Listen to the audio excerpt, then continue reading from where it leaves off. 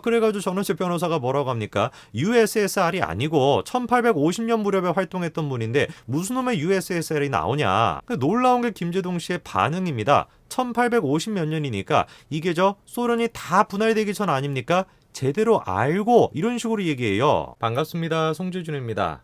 아마 영상을 보시는 대부분의 분들이 요즘은 TV를 많이 안 보셔가지고 잘 모르실 수도 있습니다만 최근 들어가지고 공영방송에는 한 가지 특징이 있습니다. 바로 김제동 씨가 눈에 보이지가 않는다라는 거예요. 불과 몇 년 전까지만 하더라도 김제동 씨가 예능 방송에도 많이 나왔던 것 같고 그리고 시사 프로 또한 마찬가지로 맡았던 것 같은데 이거 어떻게 된 것인지 가만히 보니까 김제동 씨가 공영방송에서 보이지가 않는 겁니다. 오늘 제가 영상을 통해서 말씀드리고자 하는 것은 무엇이냐? 많은 사람들이 김제동 씨가 공영방송 시사 프로그램에서 퇴출당했다 이런 얘기를 하시는데 그 가장 결정적인 사건 한 가지가 있었습니다. 그 사건이 무엇이었는지 그리고 그 사건을 통해서 김제동 씨의 가장 결정적인 문제가 무엇인지 그 점에 대해서 말씀드리고자 합니다. 같이 한번 보시죠. 자, 공영방송에서 김제동 씨가 맡았던 마지막 시사 프로가 오늘 밤 김제동이라는 프로였습니다. 시청률이 한 4% 요 정도가 유지가 됐던 그런 프로그램인데요. 1년 남짓 되는 그 프로그램 기간 동안에 여러 가지 논란이 있었습니다. 무슨 김정은을 찬양하는 이런 식의 방송이 나가서 논란도 있었고요. 그리고 또 강원도에서 저렇게 큰 산불이 났었을 때 KBS는 재난방송이 아니라 김제동 방송을 또 틀어가지고 논란이 있었습니다. 다른 방송도 아니고 공영방송인데 그리고 또 공영방송 가운데서도 KBS인데 그 KBS에서 김정은을 찬양하는 그런 방송이 나가고 재난방송을 해야 될 때 김제동의 방송을 지금 틀고 앉아 있으니까 이 논란이 당연히 생길 수밖에 없는 거 아니겠습니까? 그런데 사실 저 프로그램에서 가장 논란이 됐던 장면은 따로 있습니다. 자, 이런 지금 장면이 있습니다. 김제동 대 전원책 뼈 때리는 아무 말 대잔치 이렇게 지금 나와 있는데요. 클립을 좀 보시게 되면 두 사람이 굉장히 지금 좀 격렬하게 뭔가를 얘기하는 것 같습니다. 김제동 씨가 막 저렇게 지금 손사래를 계속해가지고 치고 있는 그런 장면도 지금 보이죠. 도대체 어떤 일이 있길래 김제동 씨가 저렇게까지 지금 반응을 하는 것일까요? 자, 방송의 내용을 보니까요. 전원책 변호사가 이렇게 얘기하죠. 특권을 가지면 반드시 부패하게 된다. 미하일 바쿠닌이 한 말이다. 이렇게 지금 얘기하는데 김제동 씨가 뭐라고 합니까? 미하일 바쿠닌이 누굽니까? 이렇게 지금 질문을 합니다. 지금 이제 영상을 보시는 분들 가운데서는 바쿠닌이 누군지 모르시는 분들이 계실 수도 있습니다. 그러나 적어도 스스로 대한민국 내부에서 진보 좌파다라고 얘기하는 사람이라고 한다면 바쿠닌을 모른다라는 게 말이 안 되는 일이죠. 아마 제 영상을 꼼꼼하게 잘 보신 분들은 제가 일전에 김어준에 대한 얘기를 할 때 이 김어준 씨가 바쿠닌을 따라하려고 한다 이런 얘기를 했던 거 기억하시는 분들도 계실 텐데요. 자, 이분이 이제 바쿠닌입니다. 외관을 쫙 보시게 되면 느낌이 오실 겁니다. 누구랑 지금 비슷합니까? 김어준 씨와 상당히 지금 유사하죠, 그렇죠?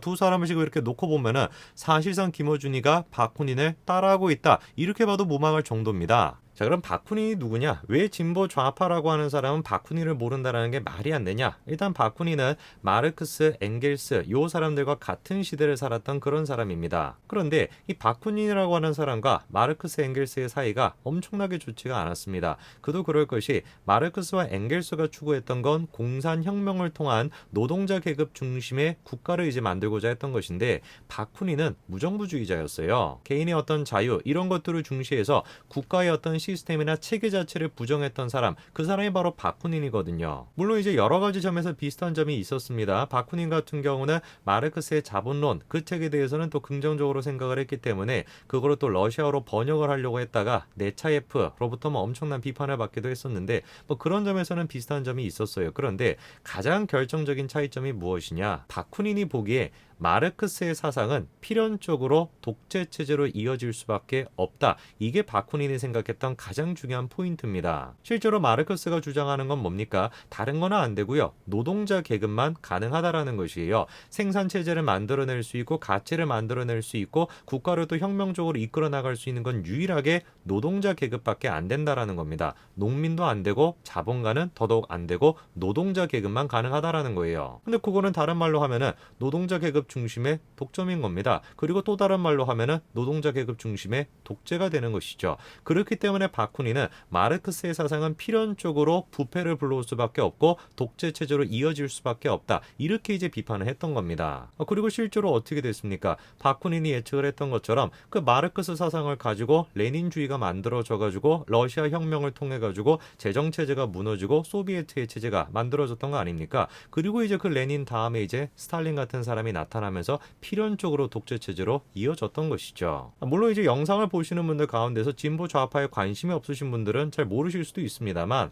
적어도 스스로를 진보 좌파다라고 얘기하는 사람이라면 마르크스, 엥겔스가 됐건 그리고 또 이제 뭐 바쿠닌이 됐건 베른슈타인이 됐건 뭐 생디칼리즘이 됐건 뭐 레닌주의가 됐건 그 시대와 관련되어 있는 기본적인 것들은 상식적으로 알고 있어야 되는 거 아니겠습니까? 근데 그거를 김재동 씨가 지금 모르는 거예요. 다른 사람도 아니고. 그 전원책 변호사가 한숨을 쉬면서 미하일 바쿠닌을 모른다면 엉터리 좌파지 이렇게 지금 얘기를 합니다. 원류 좌파 중에 가장 정직했던 좌파, 마르크스하고 가장 많이 싸웠던 좌파다. 뭐 100번 양보해가지고 김재동 씨가 모를 수도 있습니다. 근데 중요한 게 뭐냐면은 김재동 씨가 모른다라고 하는 사실 자체도 물론 비판이 될 수가 있지만 더 비판이 되는 거는 그거를 대처하는 김재동 씨의 자세예요. 자기가 모르는 것이 나왔을 때 전원책 변호사가 그거에 대해서 얘기를 하는데 그거를 김재동 씨가 어떻게 대응을 하는지 한번 보십시오. 어느 나라 사람입니까? 이렇게 물어봐요. 러시아 사람인데 주로 살기는 스위스에서 많이 살았어요. 이렇게 얘기하죠. 그랬더니 막 김재동 씨가 러시아 이전에 USSR이 아니고요. 이렇게 지금 질문을 합니다. 참으로 어이가 없는 얘기 아닙니까?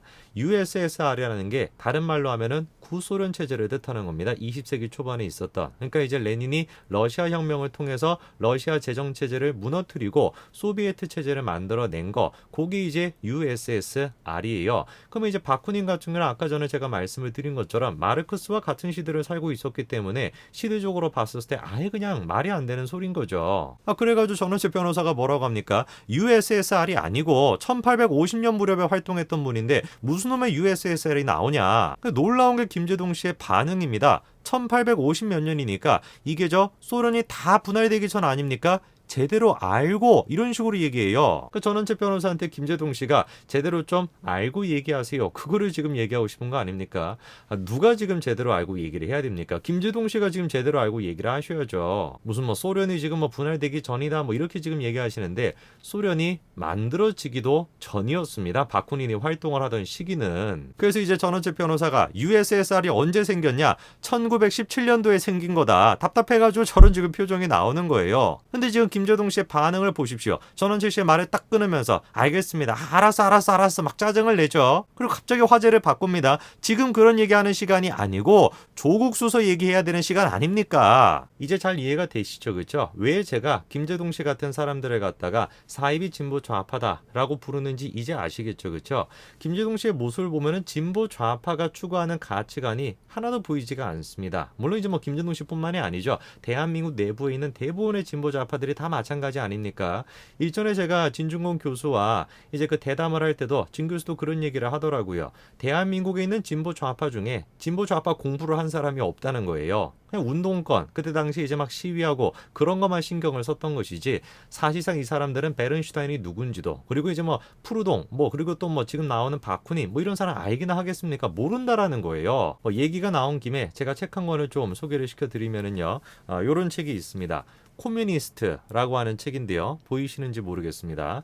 이 책이 이제 로버트 서비스라고 하는 옥스퍼드 대학교 교수님이 쓰신 책인데 사실상 이 코뮤니스트에 대해 가지고 완벽하게 이해할 수 있는 책이다라고 보시면 되고 이 책을 읽어보시면 왜 도대체 역사적으로 필연적으로 이 지금 코뮤니스트라고 하는 것이 망할 수밖에 없는지 왜 그렇게 될 수밖에 없는지 그걸 아마 정확하게 이해하실 수 있을 겁니다. 김재동 씨도 마찬가지로 이 책 좀 읽어보세요. 코뮤니스트라고 하는 책 좀 읽어보시고 자기가 지금 추구하고 있는 가치관이 역사적 필연성에 따라 가지고 어떻게 멸망의 길로 빠질 수밖에 없는지 그거를 좀 이해하셨으면 좋겠습니다. 오늘까지 말씀드리겠습니다. 감사합니다.